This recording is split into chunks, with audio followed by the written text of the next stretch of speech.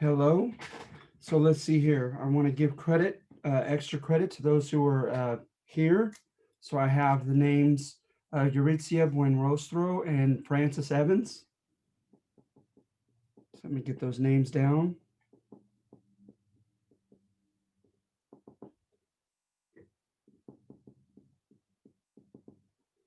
So if anyone else, please either holler out or send a little message that pops up on my screen. All right. So right now I'm getting a Rachel. Rachel, if you don't mind, hon, could you text your last name, your full name, so I can ensure that you get extra credit? If you don't mind, I noticed many students are familiar with that app. I'm not, but I just know that I get pop-up names and messages from time to time. Okay, that's right. Thank you. Got it, Rachel. Thank you. All right, so we're doing the Roaring Twenties this week, right? And so what we're looking at is oftentimes, right, historians want to create discourse. They want to create dialogue and debate on any given topic. And in the 20s, what they usually do is discourse is usually revolves around one of two main topics. One, they call it broadly, as you see in the handout, if you've worked on it yet, the culture war, right? And the culture war to me is very simplistic in that it's those who were embracing and accepting the changes that were being brought about during the 1920s, and those who were concerned about such changes and tried to resist them. All right. Those who were embracing it called themselves the moderns, and those who were trying to fight it oftentimes were known as traditionalists. Okay. And then the second discourse that usually happens is everyone in hindsight knows that the Great Depression will suddenly hit us beginning somewhat in the fall of 1929 and through the early 30s. And so people try to look back at the 20s and kind of do a blame game, if you will, and look at what they think may or may not have contributed to the Great Depression. That seems to have been, however, um, unexpected. All right. So let's get right into it. Okay. And by all means, if you have a question, just type something for me, and I'll gladly give you the floor. All right. So we're doing the 20s this topic. Also, shortly after this video, it not only will be posted after it downloads, and it takes a while, it takes about 40 minutes to download the video.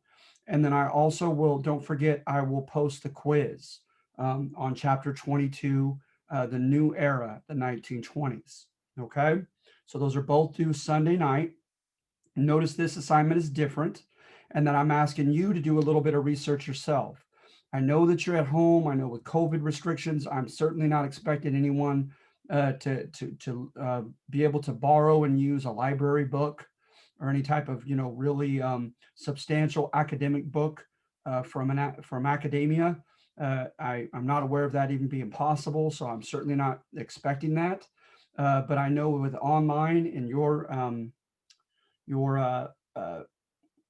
the fact that you guys are so well competent with things online, your competency and your literacy with computer sources, I like to think and expect that that should be no problem finding an online site. Just one is good enough for me in your research.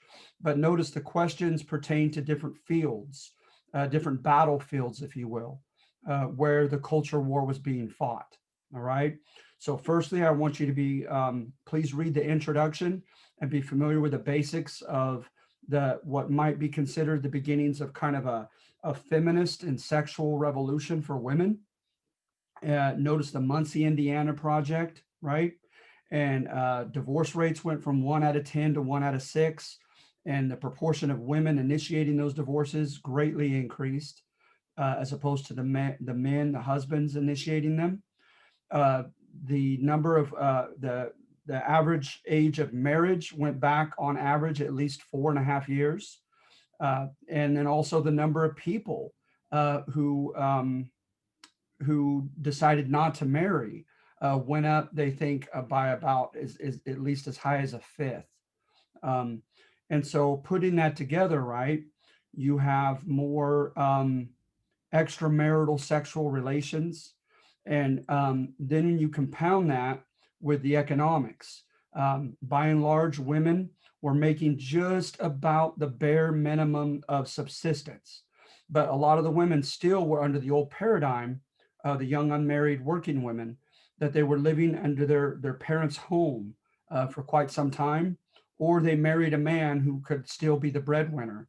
So it goes too far, Alan Brinkley says, to say that women became economically self-sufficient during the 1920s, but they certainly, the percentage of working women as well as their average income both greatly increased in the 1920s. All right.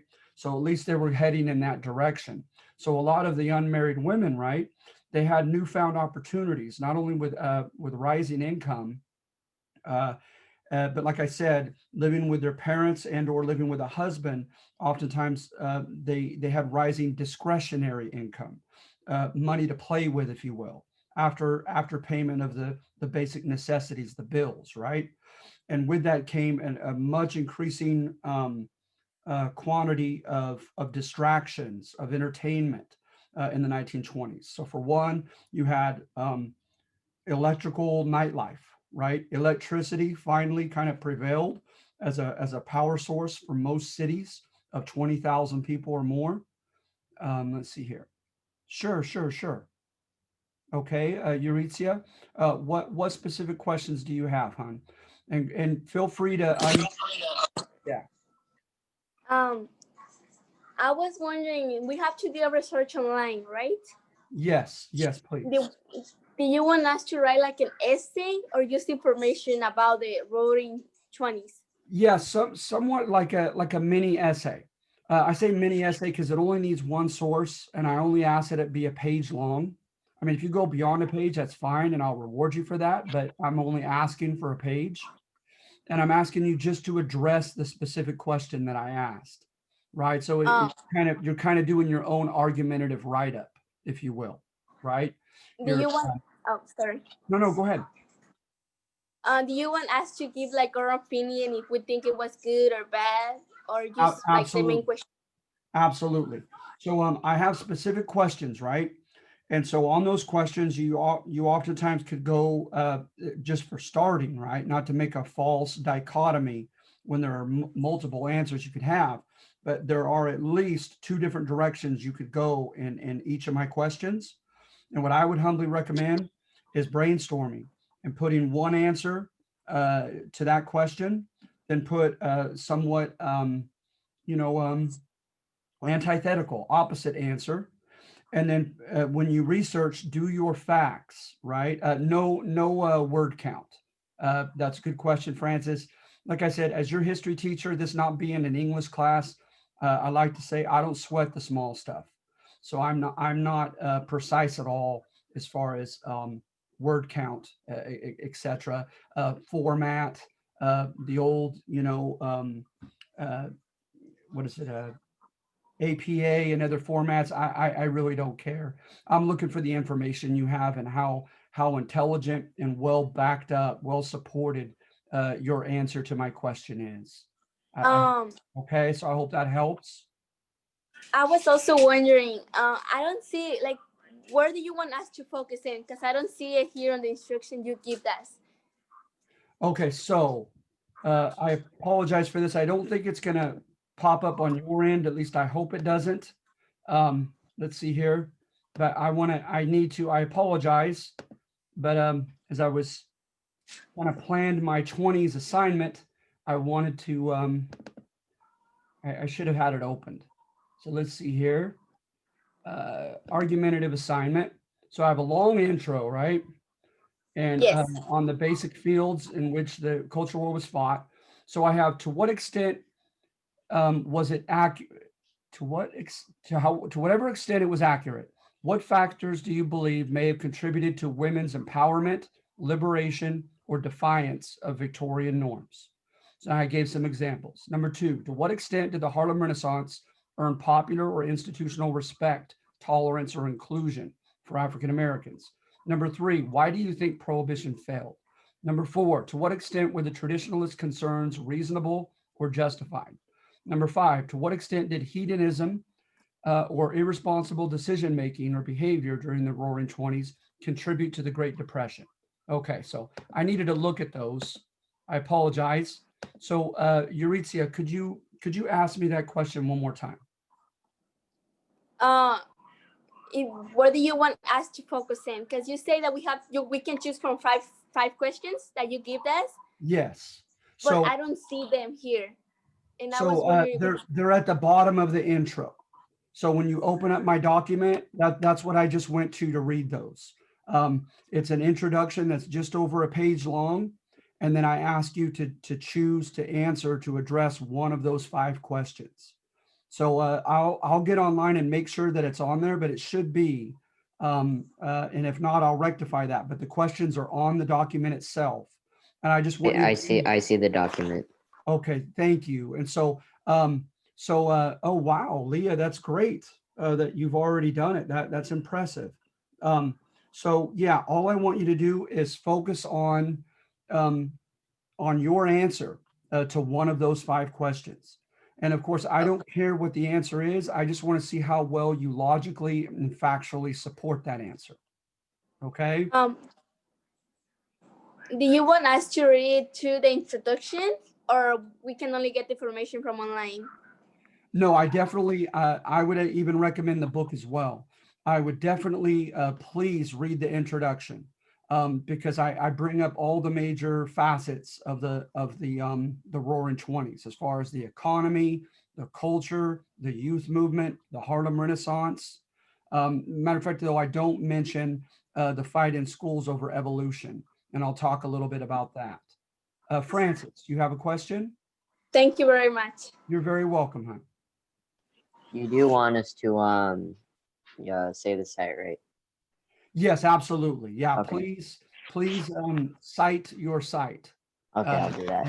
And I don't have the time. It's not an issue of credibility. It really isn't, but it's just a professional academic discipline to do that. And not to mention, I like learning from you guys. And oftentimes I'll check out a site and like, wow, that's pretty interesting. And it helps me out as your instructor as well.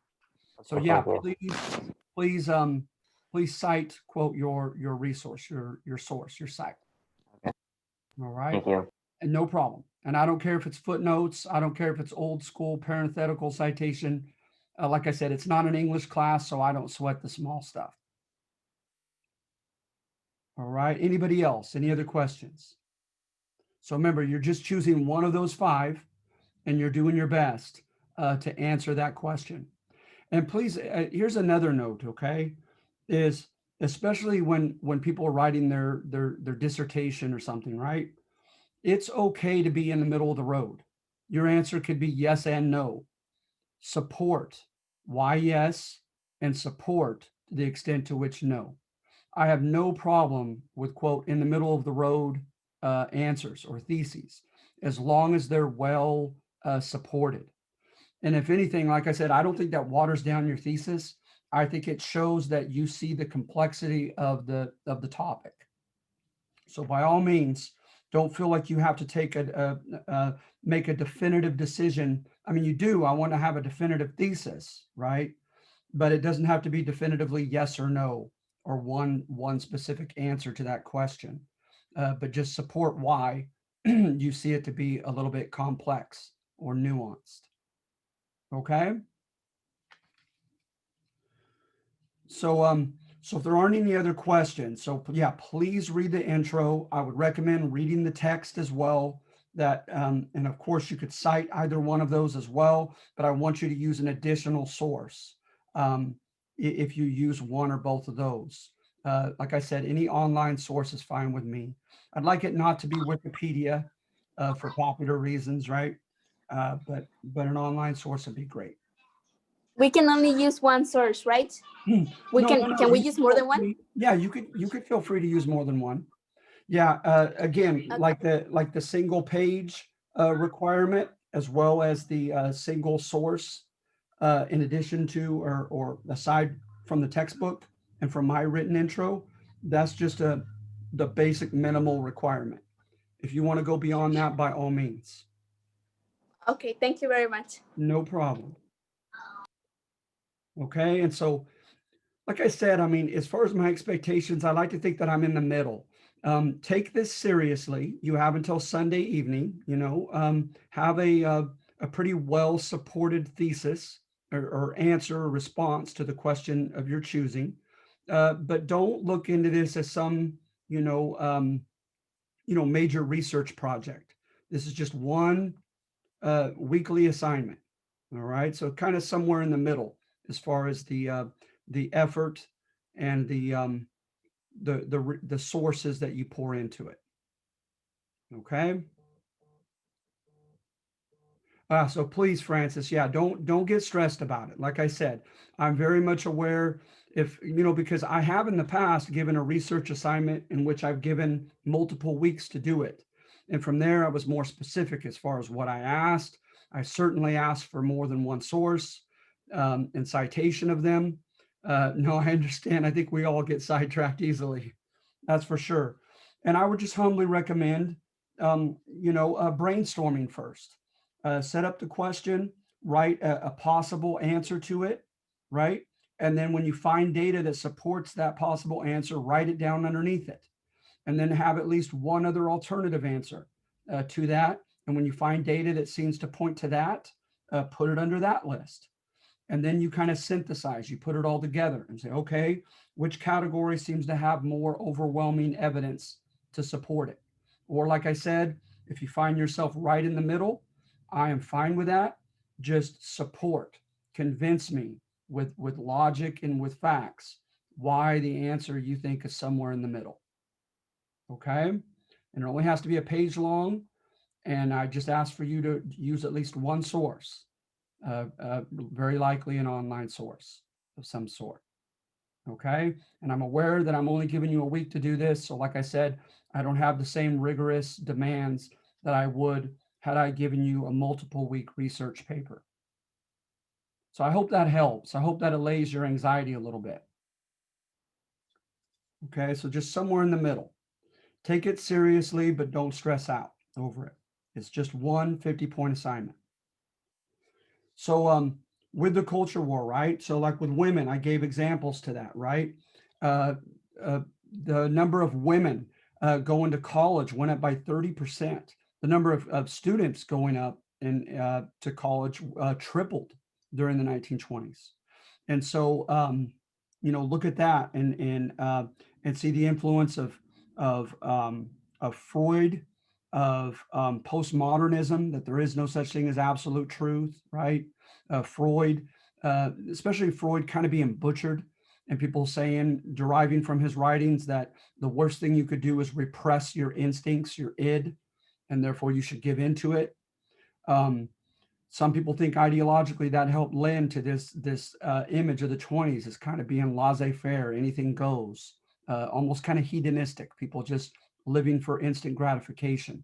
The jazz culture, the automobile giving freedom to the youth as well, them waiting longer to get married and being single longer, them being semi-independent economically and having discretionary income, the electrification of cities, and the boom in nightclubs and dance clubs and jazz speakeasies, etc. Right? All those may have contributed to whatever extent it is true, the image of this new woman being defiant of sexual double standards, etc., etc. Now, with the Harlem Renaissance, Francis, okay, I would, if let's say I take the thesis that the Harlem Renaissance was very limited in bringing about integration, acceptance into all institutions and in the social, cultural realm of African Americans into white society. Let's say I took a negative view on that, okay? What kind of evidence can I look for? For one, right, is you look at the writings in the Harlem Renaissance and look at some of the identification, the identity crises that some of these Harlem Renaissance writers wrote about. And again, you could look into this and have a secondary source who explains their writings to you. I don't expect you in 1 week to grab a Langston Hughes book and read it all. All right. There's just not enough time for that. Zora Neale Hurston for sure. Right. And so you look into their identity crisis. So like, for instance, Langston Hughes, oftentimes the protagonist in his books, right? He starts off in a couple of his biggest books, arguably. And this protagonist is the antithesis of the Sambo image. He's not happy-go-lucky, ignorant. He's not just um, a creature of loose inhibitions, right? But he oftentimes will have a character who is.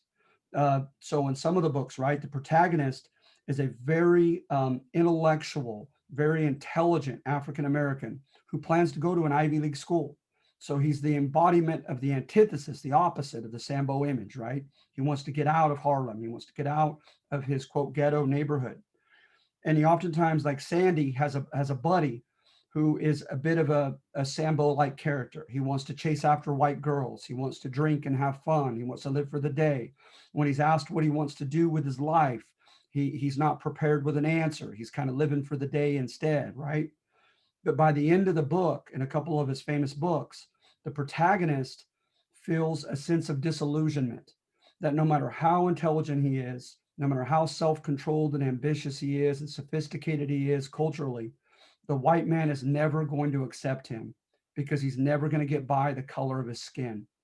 And then like with Sandy, and sometimes the Sambo side character, he will spit forth some just wonderful wisdom, kind of like the slave in Mark Twain's books, right?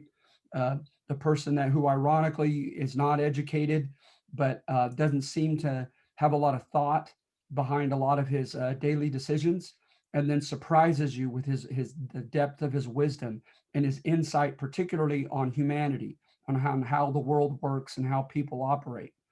And so you have that 180 oftentimes in Langston Hughes books, so that the main character becomes disillusioned, and you find, wow, that Sambo image side character is not just a happy-go-lucky simpleton after all. He's a very wise young African-American man. And so that could be an example. You look at the life of Zora Neale Hurston and Langston Hughes, and they were patronized by a rich white woman, and she was very maternalistic toward them. She expected to even kind of manipulate what they wrote because she was paying for them to live, so they didn't have to have a 9-to-5 job, and they could research and study and write. But it seemed to be not without strings attached. And so it was almost like they were her pets, according to her desires and her behavior. And they wrote about this and they shared this, that they felt like they were being enslaved by this white woman who was subsidizing their literary career, right? And so you look at the Cotton Club and all these big shows and the cabarets with the Harlem troops that would come and sing and dance, like Shuffle Along was a huge one. And oftentimes they were played to segregated audiences, right? That didn't change. You could look at the life of Josephine Baker. Josephine Baker was like I don't know, like a Rihanna or something. She was a pop culture star, and she was a sex symbol as a Black woman. But she, many places where she performed, she was not even accepted into the restaurants or some of the hotels. And she wrote about this and shared it, her disillusionment, feeling like African Americans were like pets on a leash. Entertain us, Black men and women, but we certainly don't see you as our equals. So you look at that. You look at a guy named Peyton, Peyton. I can't remember his first name, but he tried to desegregate Harlem itself and move in well-to-do Black families into nice areas of Harlem. And white real estate companies and associations fought him tooth and nail to keep Black people in their enclaves, in their ethnic neighborhoods, and not scatter out into the white residential areas. Yeah, you know what? I think it was Philip Payton. Thank you, Francis. So you look at those things, right? And you can make the argument, and not to mention, look at citizenship rights. Citizenship was given in the 14th Amendment in 1868, particularly to Black men, right? But look at the way Southern states with their Jim Crow laws were getting around that and keeping Black men from voting and participating in government.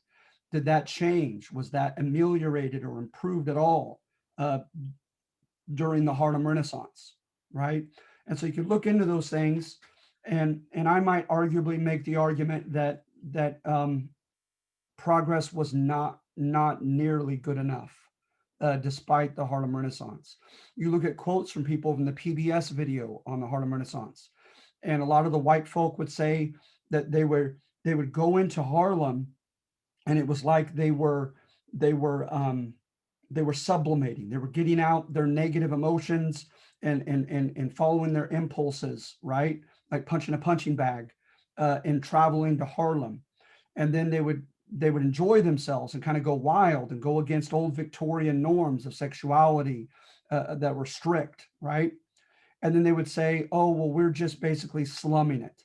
And they would project those inward desires onto the Black people, right? So hence, like Josephine Baker, she received a lot of pressure from the white public to be as sexy as possible. Like, you Google her name and you get some very provocative pictures. But then, of course, they could say, oh, well, Black people are very sensual, right? Kind of going back to that same old Sambo image.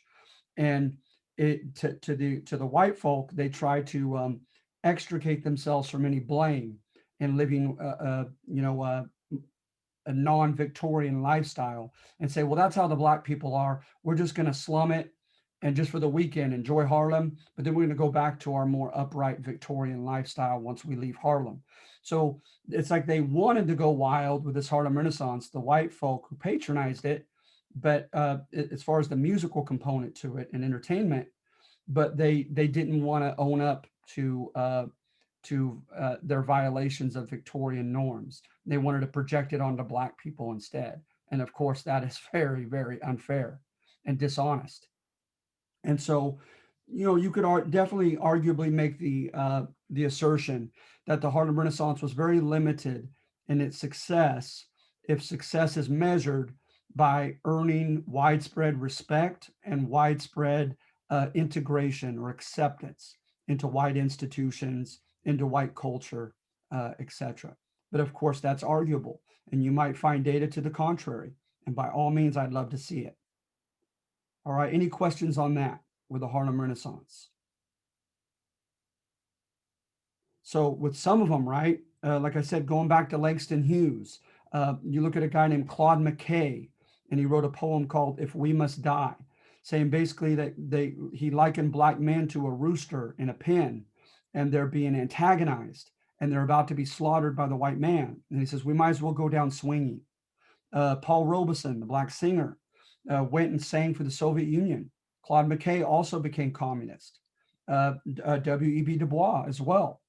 And saying that they were against the economic system here, and they thought that a communist revolution could be brought about because the communists were not racist, like a lot of American capitalists, and they would unite by class rather than by color or ethnicity. And so some of them would, like I said, with this quote, new Negro that they generically termed or coined, they had an ambiguity. One side of them wanted to integrate, like Martin Luther King, be accepted to sit at the white man's lunch counter, be able to intermarry with white people, be able to vote and run for office, and have full integration and acceptance by the white community. And then on the other hand, they think, you know what? I'm tired of the white American people making me hate who I am. Why do I have to cease to be Black and try to imitate white Victorian middle class culture in order for them to accept me? That no, on the other hand, I'm proud of my curly hair. I'm proud of my Black skin. I'm proud of my Black heritage. Zora Neale Hurston got into slave culture, and she was an anthropologist, if you will, and went and studied things from the slave quarters of the South, and tried to instill a sense of pride in the culture creating capacity of Black folk, even when they were enslaved, right? And so then there was also that sense of, hey, we need to be proud of who we are and stay separate if need be. And then, of course, Marcus Garvey was big throughout the through the teens and the early 1920s. And Marcus Garvey literally had a Back to Africa movement that was filled with disillusionment with white America, and said, fine, let's stay to ourselves and be proud of our African heritage. All right, so any questions on that? All right, and then you also have prohibition. And so I asked you just kind of point blank, why do you think it failed? So some people look at the lack of institutional muscle. At any given time, there are only 3,000 federal agents to enforce it across the whole country, which is a joke, right? They had an annual budget of $2 million, which of course more back then, but still was nowhere near enough for enforcement purposes. And so some people look to that. Some people take the kind of nature versus nurture argument and say human beings by nature want to be socially free. They're willing to to defer to political authorities on political laws, etc. But as far as what in their own time, what they drink, the music they listen to, the people they marry, and things of the social realm, right? That human beings might be averse to that. And other people look at American political tradition, the tradition of libertarianism in this country, right? Government don't tread on me, stay out of my personal life.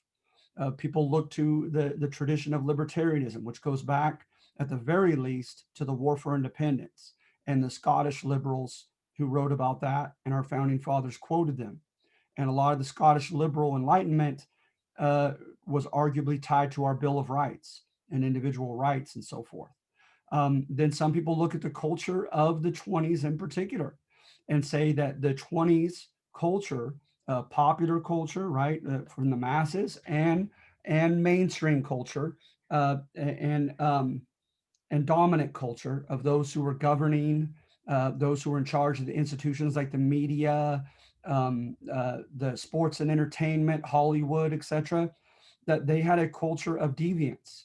I remember deviance in sociology, etc., right? It's just that whatever norms of right and wrong and proper and improper that you are socialized to believe in and accept as a child, you go against them, right? You deviate from them. So was there kind of almost a culture of rebellion during the 1920s, in particular, that was particularly strong, so that even though prohibition may not have worked in any generation in American history, it especially was set up to fail in the 1920s. So Hollywood, right? Hollywood came of age because they had the as of 1897, they came with the speaking, they had Nickelodeons in the past, and they were silent movies, and someone would play music while they were running, etc.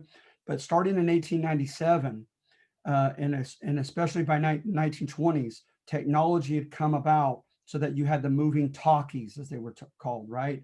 Now people spoke and acted in them. And then from the with the main like Warner Brothers and some of the conglomerates that brought forth the biggest, like Cecil B. DeMille, producers. They were largely subsidized from multiple sources, and they were rich. They had money, and so the number of movie theaters just exploded during the 1920s. Then also advertisement, according to Alan Brinkley in the textbook, came of age in the 1920s through the radio and radio waves, and radio consumption was huge. At one point, they said 80%, 80, of Americans owned a radio, even the very poor, many of them. And so now they have advertisement is supposedly much more prevalent, more ubiquitous, found everywhere, and more influential. You have all these affordable movie theaters that are sprouting out throughout the country. And then also you have more consumable, disposable income. The average wages, right, went up by a third during the 1920s, and that supposedly is in actual wages. That's taking account of the rising cost of living. And so the amount that they actually had extra disposably increased by at least a third on average throughout the 20s. So people had more money to spend. And you put all that together, and then you just look at the success of the films and of the movie stars. And so you had lots of movie stars come of age in the 1920s, and they just, something as simple as smoking on the movie screen, cigarette consumption more than quadrupled in the 1920s. And so people were kind of aping, they were imitating what they were seeing on the movie screens. And so it seemed as if the movies, everything coalesced for them in the movie industry. And so at any given time in 1925, for instance, $50 million was spent a week throughout the country, 50 million back then, on purchasing movie tickets and going to the movies. And so I hope that somewhat answered your question. But you look at the government, and they put forth the Hayes Committee, Hayes, and the Hayes Committee was trying to mitigate, try to limit the influence of Hollywood, because a lot of the Hollywood stars like Charlie Chaplin, Douglas Fairbanks, and others were seen to be publicized in the newspapers as being very wild, sleeping around, partying all the time, getting in trouble with the law, etc. And so Errol Flynn and others. And so the Hayes Committee tried to censor what they were showing on the screen, because they felt like they were giving a rebellious, negative image to the public, and the public was drinking it in. The public was imbibing it, and they felt like they were imitating it. All right. And then, like I wrote with the new woman section in your introduction, the female actresses, I read an interesting book where he thought the microcosm of 3 different actresses showed pretty well how increasingly rebellious toward Victorian norms women were becoming as far as their leading women on screen. So you see Mary Pickford, she's the damsel in distress, and she's helpless without the protection of a man. And then it kind of evolves throughout the 20s to Clara Bow being the big actress. And she oftentimes has relations with more than one man in her films, but there's almost always a conservative ending where she suffers in some point for that. And then it goes to Louise Brooks in the end of the 20s. And Louise Brooks was kind of the femme fatale. She was kind of the deadly woman who just wanted to sleep around and would break men's hearts and had no intention on ever settling down or loving a man. And so the author I was reading said that he saw that as a microcosm of this growing kind of defiance of the new woman during the 1920s, as seen through not only the on-screen roles of the leading women, but their lives outside the screen as being depicted in the newspapers, etc. Okay. And so you have that element of the 1920s and the culture war. Well, absolutely, Francis. It's really hard to, to prove a direct correlation, but you have to remember, right, is when people are caught up into emotional topics in their time period, the argument is that they're not necessarily led by logos, by reason, but they're led by pathos, by emotion. And so it didn't take, much investigation for people to absolutely believe that, Francis, that that all that was going on was absolutely causing the increase in divorces, especially initiated by women, the number of women who are having sex out of marriage or not marrying at all.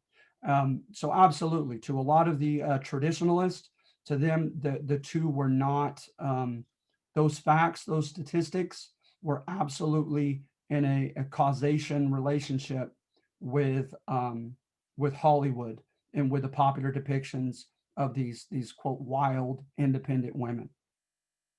Okay, so something to think about. All right, and then also as far as that image goes, you also have the administration of Warren G. Harding.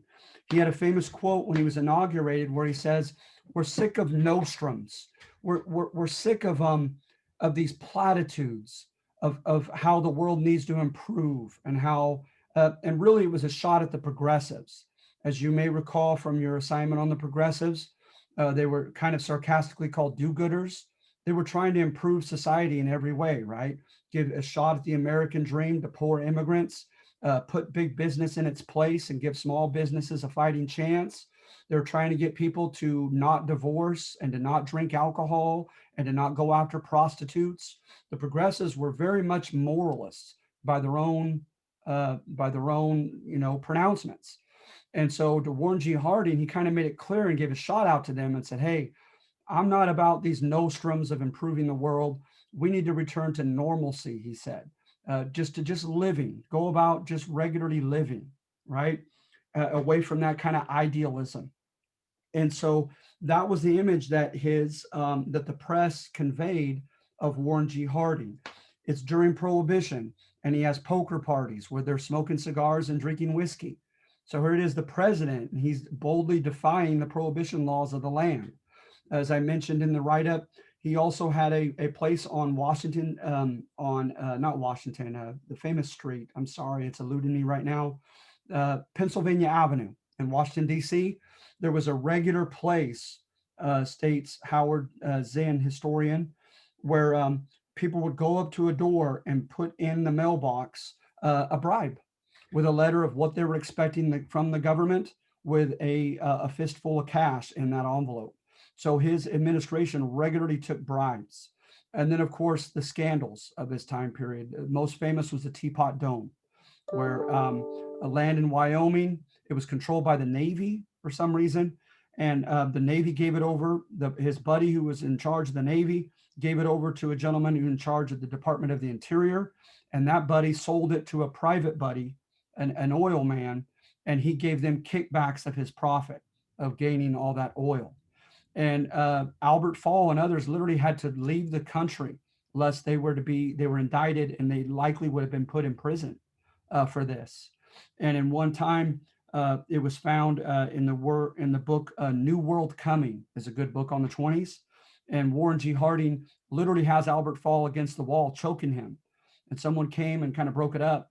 And Warren G. Harding tells the gentleman, I came into office worried about my enemies, and it was my own damn friends that did me in. And so he had a scandalous reputation, his administration, all his affairs with women when he was married, those came out as well. And so he gets sick with a pneumonia type ailment. And instead of resting, he goes on a tour up to Alaska and Washington. And he comes back to a hotel in San Francisco, and he died. He didn't even finish his term, and he looked so relatively young and healthy when he came into office that to a lot of people that was just further proof that Warren G. Harding and his administration were an embodiment of the 1920s, just very vibrant, full of fire, full of defiance, all about having fun and ingratiating their whims, but dying out very quickly, like the 20s did with the Great Depression. And so you have that component to the Harding administration as emblematic of its times. All right, and not to mention when he died, there's a lot of written evidence of them deliberately trying to find someone who they thought was benign, someone even to the point of being boring, and a guy who enjoys drinking milk instead of whiskey, and is from the Midwest, and is a simple man who wants to fly fish. And so hence he's going to get America away from that wild urban defiant lifestyle, right? And he ended up becoming he was the next president sworn in, and the Republican Party really ran with that, right, as try to undo the reputation of his predecessor, Warren G. Harding. Okay, so let's see here. And then also another factor with the Harding administration and with the 20s discourse is its friendliness to big business. They put Warren G. Harding put in a guy named Mellon, Mellon, as his Secretary of the Treasury. And Mellon made it clear that he was going to drop taxes across the board.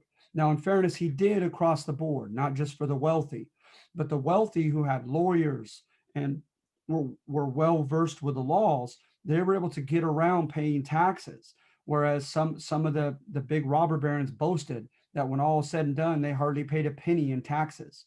And that got out to the press, and people were furious over this. So Mellon's idea of deregulation, of letting the economy do its thing and not heavily tax, not enforce the antitrust laws and go after big trusts. It was seen in hindsight by liberal academics as being a primary cause of the subsequent Great Depression. There would be a guy named John Maynard Keynes, Keynes, and Keynes, literally they call it Keynesian economics, because to him, right, he said the heart of the health of an economy rests in the purchasing power of the common people. So to him, right, as long as the common working class people have disposable income and they go to the stores and they buy and they purchase, that's what keeps the economy healthy. That's the foundation, he thought. And further, he thought it should be the role of the government to ensure that the common person keeps purchasing power, right? And of course, the administration under Mellon did not do that because they were kind of laissez-faire and staying out.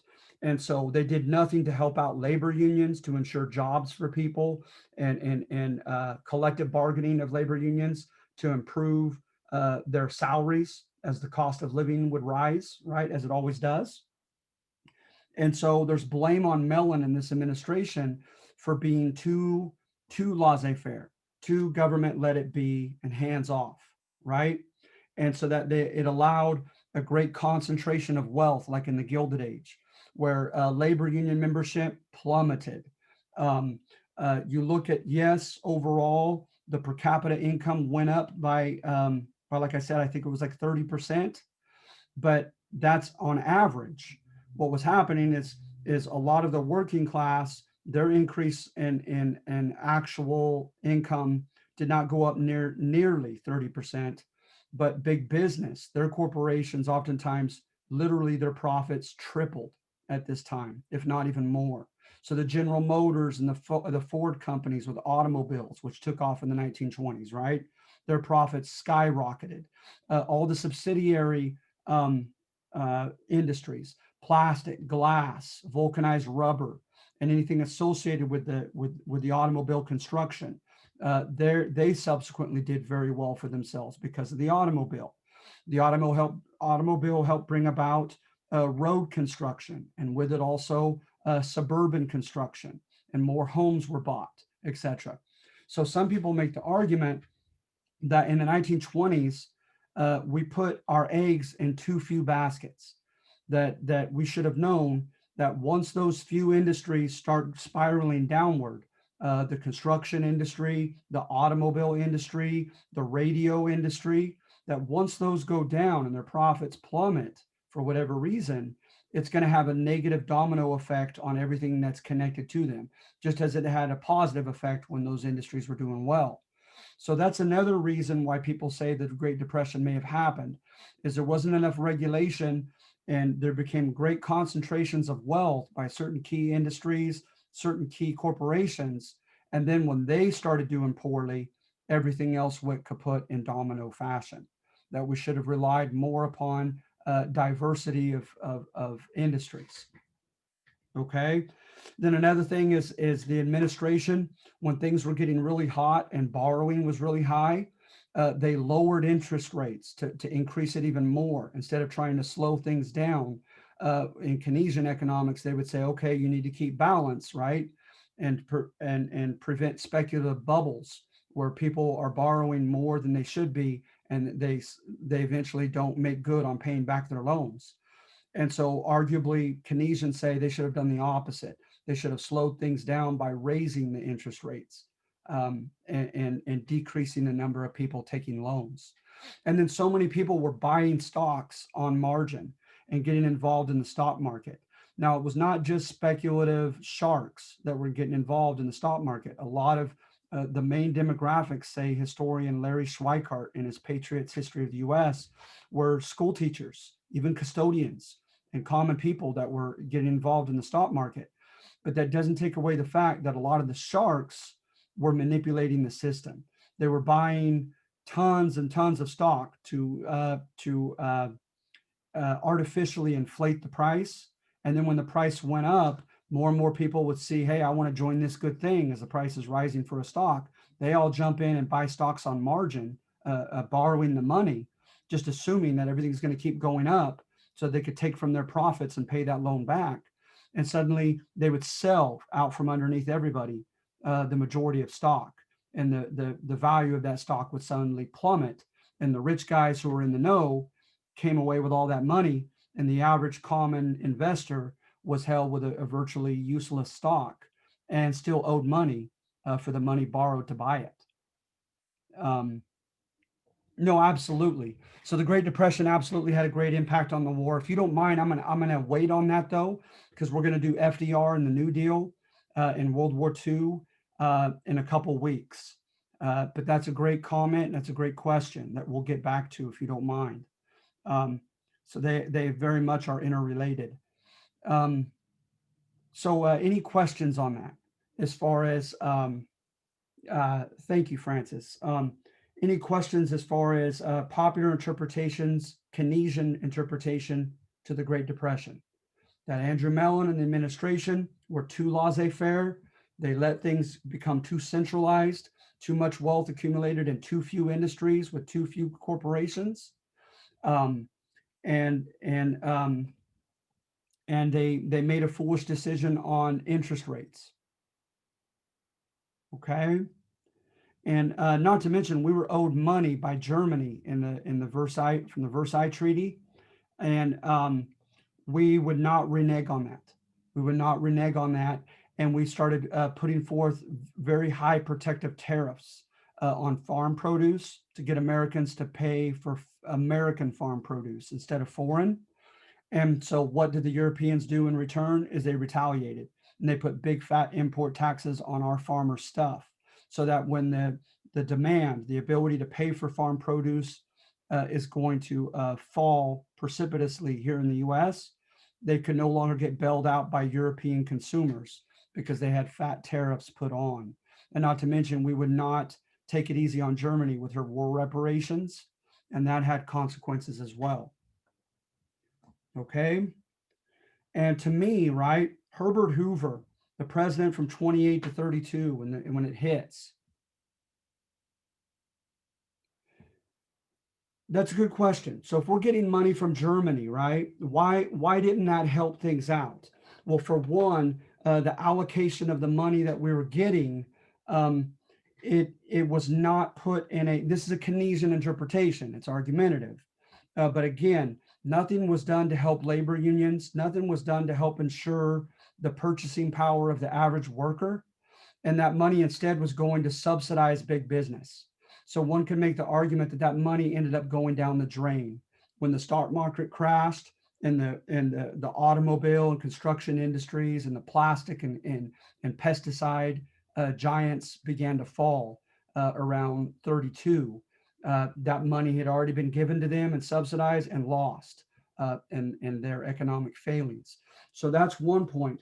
Also, we really didn't get that much, arguably, from Germany, because Germany was already by 32, they were refusing to pay their reparations. By 33, they stopped paying them. That's when Adolf Hitler and the German National Socialists gained more than 1/3 of the seats in the Reichstag, in the German parliament. And they adamantly refused to pay a penny more. And so for one, we didn't get as much money as we thought we were going to get from the Germans. And for two, arguably, that money went to subsidize big businesses that in turn lost it and went under. That's probably not that sophisticated of an answer, but that's what I'm immediately aware of, Francis. So I hope that helped a little bit to that intelligent question. Okay. And so, no, thank you. I always enjoy intelligent questions and participation. Herbert Hoover, right? He's the president at this time. And the joke is, right, is that his public relations guy was terrible. What he wanted to do was to convince Americans not to panic, because he thought panicking would get them to stop buying even more and to hoard their money. And he thought that for that particular reason and more, that panic would exacerbate things, would make things worse.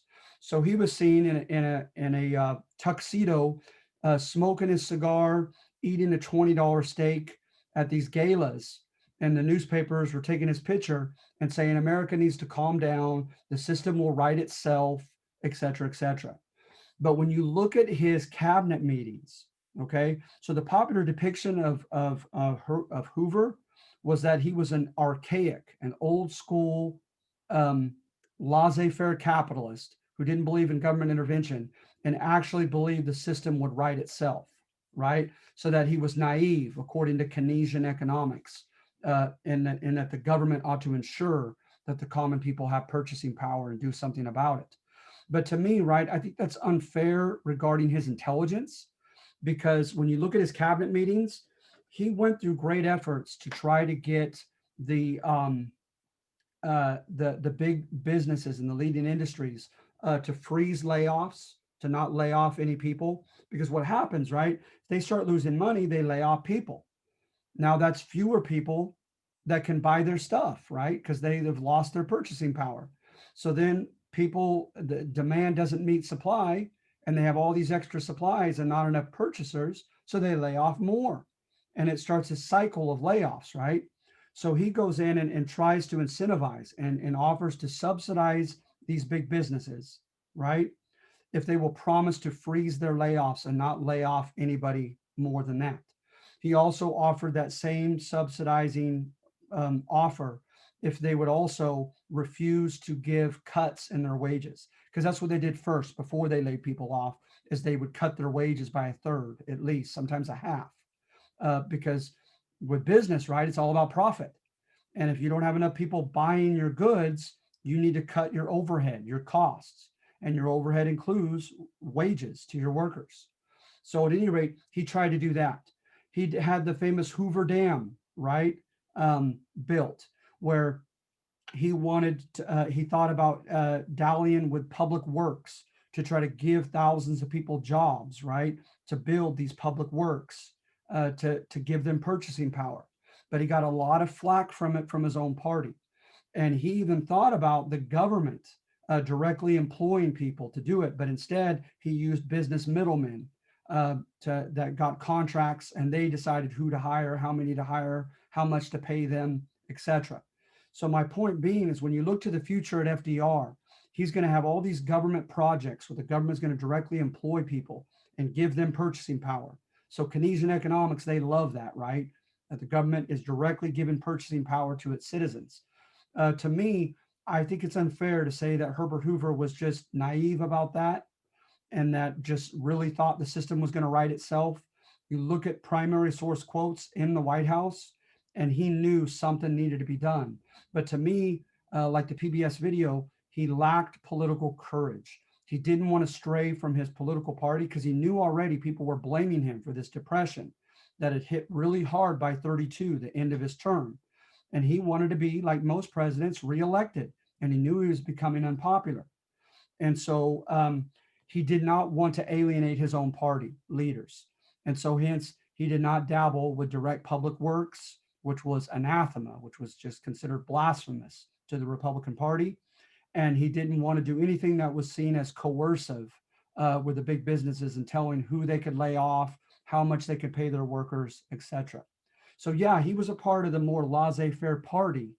But like I said, I don't think he was so much ideologically bound to that as he was politically bound not to go too far from party platform, because he felt he had no chance at all of winning re-election if he alienated his own party. Okay, any questions on Hoover? And as you can guess, he'll be a one-term president. He'll largely be blamed for the Depression by his re-election time of 32, and Franklin Roosevelt will beat him in a landslide in 32 as his Democratic opponent, who claims that much government intervention needs to be done.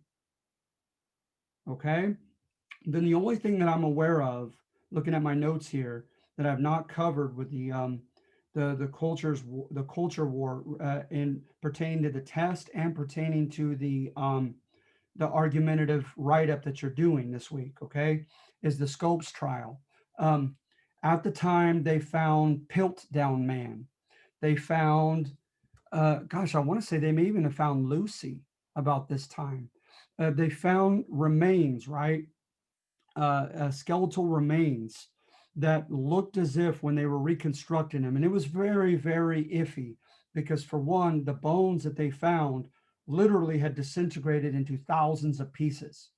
But as scientists were putting them back together, they thought maybe, just maybe, this human-like skull and spine, etc., right, and femur bones, etc., may have been accompanied by a transitional hip bone and transitional shoulder bones.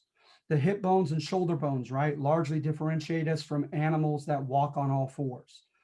Those being obviously the hip bone and shoulder bones, helping us to walk upright. And so, as you can guess, scientists, because Darwin's theory was very strong in academia and ensconced in the major academies, major universities by this time, they thought maybe they were finding something close to the missing link, with the surmising of Darwin himself that maybe we have evolved from a different species, a more animal-like species. So microspecies evolution, right? That through natural selection and sexual selection, those who happen to be born with mutations that are more favorable, that help them survive better in their environment, are the ones that procreate with one another and go on. And those more harmful and less helpful characteristics, those who have those tend to die out, right? Microspecies evolution to this day is a lot less argumentative. It's much more broadly accepted in academia. But exospecies evolution, that species have evolved from one entirely different species onto another, is much more in question. It's much more controversial. And so that's what was being taught by a guy named John T. Scopes in a Tennessee biology class, high school. I remember Tennessee is arguably in the Bible Belt. So he goes to teach a biology class and he begins teaching this theory that humans have evolved from a primate stage, right? From one species to another. And so the PTA, right, the parents organization and the local school board had him fired because they had made it clear that teaching of macrospecies evolution to the kids was not allowed. But the ACLU, the American Civil Liberties Union, had set him up to do this, knowing full well he'd be fired, because they wanted to make they call it strategic dramaturgy, where you want to put a lot of symbolic emphasis on one court case, right? And so that's exactly what the ACLU did in trying to defend John Scopes and defend his job and his academic freedom to teach macrospecies evolution. So on paper, the trial should have been about, in some ways, about sovereignty, right? About power and autonomy and independence. Who has the power to dictate school curriculum? Is it the parents whose tax revenue is going into the schools and in toward the teacher salaries? So does the PTA have a right to dictate what is or isn't in the curriculum? Is it the school board, right? Is it the state legislator and governor?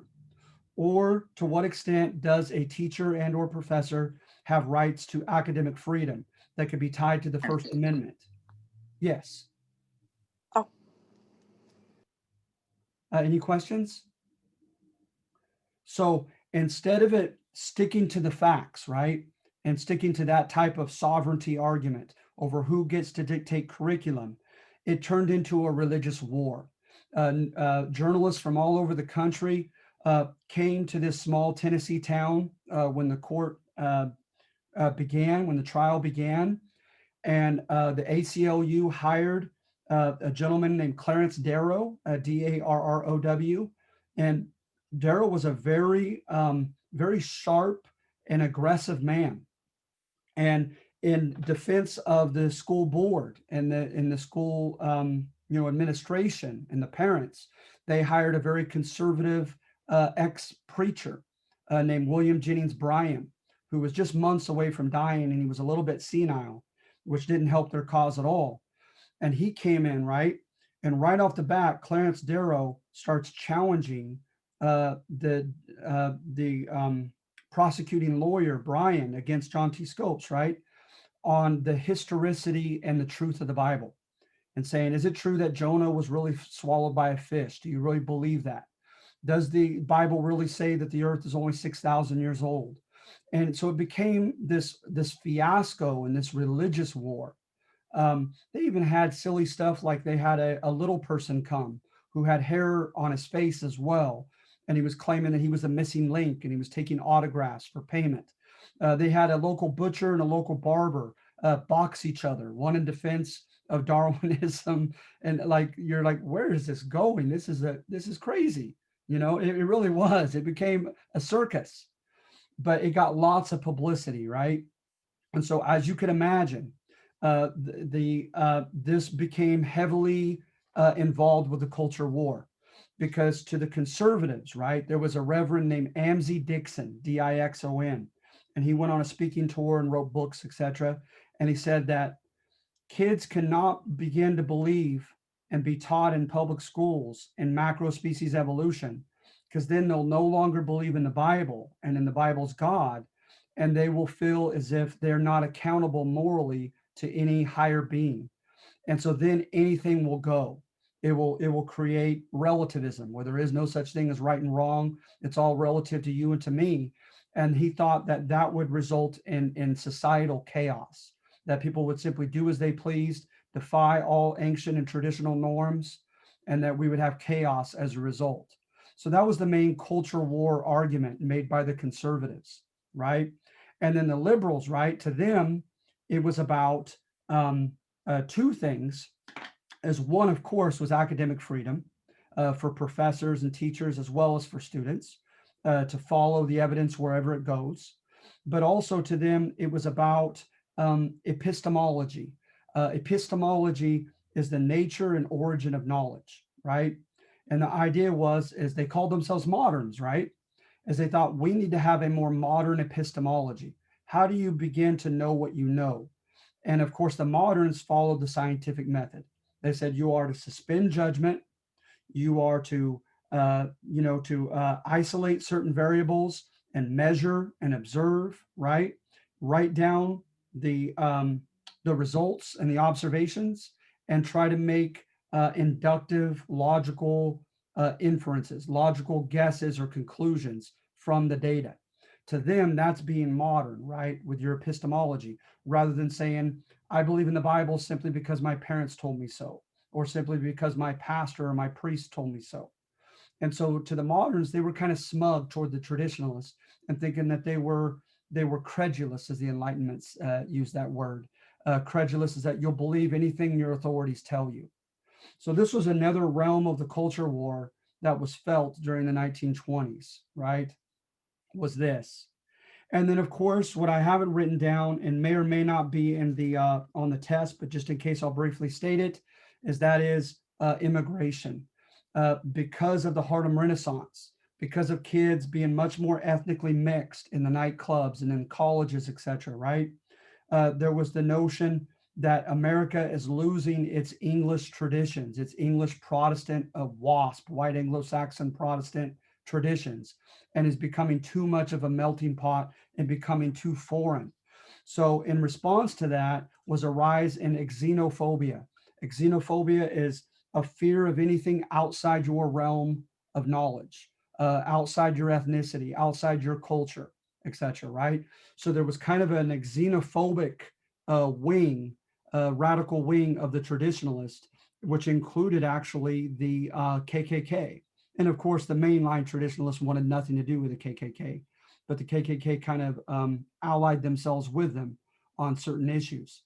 And so in the 20s, you have some pretty strong immigration laws that kept people out from especially Southern and Eastern Europe, because you remember a few assignments ago with the immigration assignment, is they called them generically new immigrants because they were not WASP.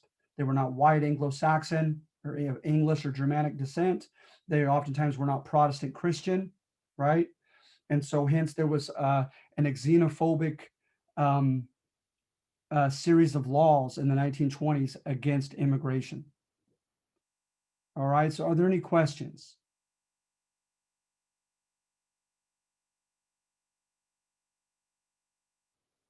All right, guys, I think I've covered everything. that will be coming on the next test, and that you'll find, you know, in the introduction and just the overview. So I'm hoping that you're not only prepared for test 2, but I'm hoping that I gave you enough context and just enough knowledge in these separate fields that you could already start off a little bit informed as far as what you need to look for, what you're interested in, what you'd like to research, and of course, ultimately, what question you want to choose of those 5 questions for this week's assignment.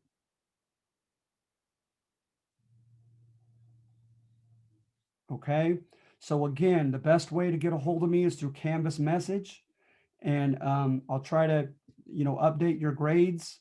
Please remember that I have about 6 classes, none of them fewer than 80 students, and I'm writing these assignments out, etc., being online for the first time. So I ask you, please take it easy on me with the with my pace of grading. I apologize that I'm not up to date with the grades, as I'll do my best. Okay. Thank you, Francis, and thank you for your questions. I appreciate it. And like I said, you guys will definitely get extra credit. All right. So thank you. If there are any other questions, you know how to contact me. Have a good week. Like I said, somewhere in the middle, okay? Don't make this out to be a semester-long research paper. Don't kill yourself over it. But take it somewhat seriously so that you have a respectable, at least 1-page write-up with defending your points with at least one cited source. Online is fine. Okay? All right, you guys have a good day and a good week, okay? You too. Thank you. Thank you. Thank you very much. Take care. Bye. You as well. Thank you. Bye-bye. Bye. Bye. Bye.